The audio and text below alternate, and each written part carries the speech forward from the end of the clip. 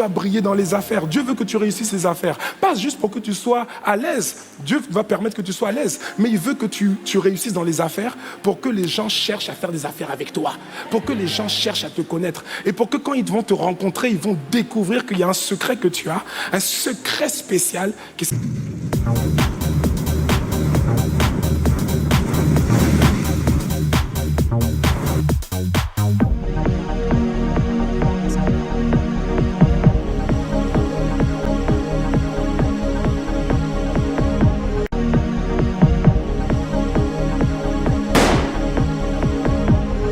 Salut tout le monde, j'espère que vous allez très bien là où vous vous trouvez et que ça se passe très bien pour vous.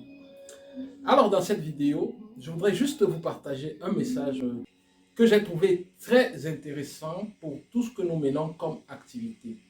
Il arrive que nous menons des activités en fonction des talents que nous avons reçus de Dieu, mais aussi en fonction de toutes les inspirations que nous avons chaque jour.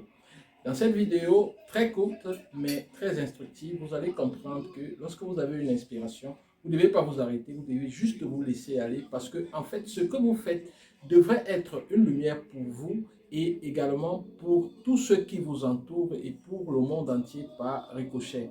Nous sommes sur la terre pour un temps très limité et si nous gâchons nos talents, si nous ne les laissons pas exploser, nous n'allons pas éclairer assez alors que nous avons eu ces torches-là justement pour nous éclairer nous-mêmes et éclairer également nos proches. Alors je vous laisse suivre la vidéo et on se retrouve juste après. À un moment donné, tu vas quitter la terre. Tu ne peux plus rester, tu peux pas rester dans des choses futiles, inutiles, des discours inutiles, des jalousies inutiles, des choses inutiles. Chaque jour que je te donne, chaque respiration que tu prends, emploie-les pour que ta lumière brille et pour que tes œuvres demeurent et afin que même quand tu seras revenu auprès de moi, ce que tu auras fait sur la terre contribue à sauver encore des vies même après ton passage. Il y a des choses aujourd'hui, il y a des choses qui doivent maximiser. Il y a des choses que nous devons maximiser. Et tu n'es pas obligé d'attendre d'avoir 45 ans, d'avoir 50 ans pour ça. Dès maintenant, tu dois comprendre. Tu dois comprendre. Comme Jésus à 12 ans, il a dit, ne savez-vous pas qu'il faut que je m'occupe des affaires de mon Père? Il y a urgence. Il y a des gens qui meurent tous les jours. Il y a des gens qui vont en enfer. Alors tu dois comprendre que chaque jour que Dieu te donne, toi tu es sauvé, c'est une grâce de Dieu. Et tu dois comprendre que maintenant, tu dois te déployer avec la mesure de grâce, de don, de talent, d'aptitude que Dieu a mis en toi. Dans le couloir, le domaine où Dieu t'a positionné, tu dois briller.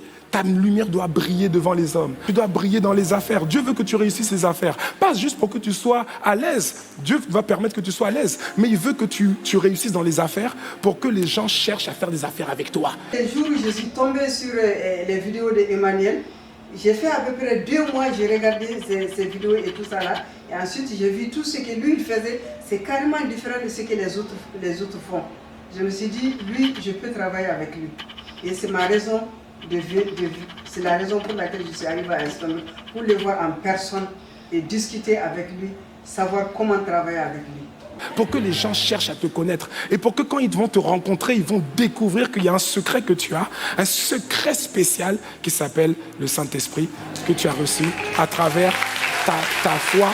Dieu te donne des aptitudes dans le sport, il t'a donné des capacités physiques. Si tu es sportif de haut niveau, c'est pas juste pour que tu sois sportif de haut niveau. Non! La priorité de Dieu, c'est sauver, c'est gagner. Et il veut aussi sauver des sportifs. Donc il te place là-bas, il t'a accordé la grâce d'être un bon sportif, en tout cas, d'être sportif de haut niveau. Et maintenant, tu dois t'entraîner, tu dois tout faire pour être bon. Oui, parce que si tu es le plus mauvais du vestiaire, personne ne va t'écouter. C'est pour ça que tu dois briller. On n'écoute pas ceux qui ne brillent pas. On n'écoute pas. On n'écoute pas. Conférence annuelle des créateurs d'entreprises. 20 000 dirigeants d'entreprises. Alors, on va écouter le dirigeant de l'entreprise qui a fait le moins bon chiffre d'affaires. On va écouter. Tout le monde quitte la salle. On dit on va faire autre chose, on revient après. On va écouter l'entreprise qui a généré dans un climat difficile le plus grand chiffre d'affaires. Et là, tout le monde veut écouter. Tout le monde s'installe. Les gens se battent pour être dans la salle. Distanciation, pas distanciation. Et si c'est toi, imagine que c'est toi. Imagine que c'est toi. Imagine que c'est toi. Imagine que c'est toi. Imagine que c'est toi. Brille! Imagine que c'est toi. Imagine que c'est toi. Et moi, je te dis, imagine même pas que c'est toi. C'est toi dans quelques mois. Tiens bon dans tout ce que tu fais. Reste téméraire. Sois persévérant. Vous savez, ne sois pas obstiné, mais sois persévérant. Il faut bien faire la différence entre la persévérance et l'obstination. Celui qui est obstiné essaye de faire la même chose tout le temps et espère avoir des résultats différents. Par contre, celui qui est persévérant essaye d'obtenir un résultat fixe, mais essaye plusieurs méthodes pour atteindre le même objectif. Et il finit par réussir parce qu'après avoir essayé plusieurs combinaisons, il finit par trouver la bonne combinaison. Donc, soyez persévérants. Au revoir et à très bientôt. Bye.